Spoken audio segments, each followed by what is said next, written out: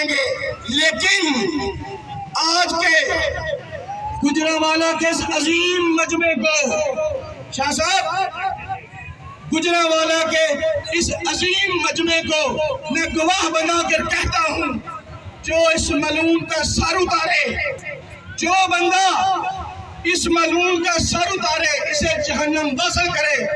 मैं बसीरत चिश्ती अपनी वजाती विरासती जमीन से एक मुरब्बा जमीन उसे दूंगा।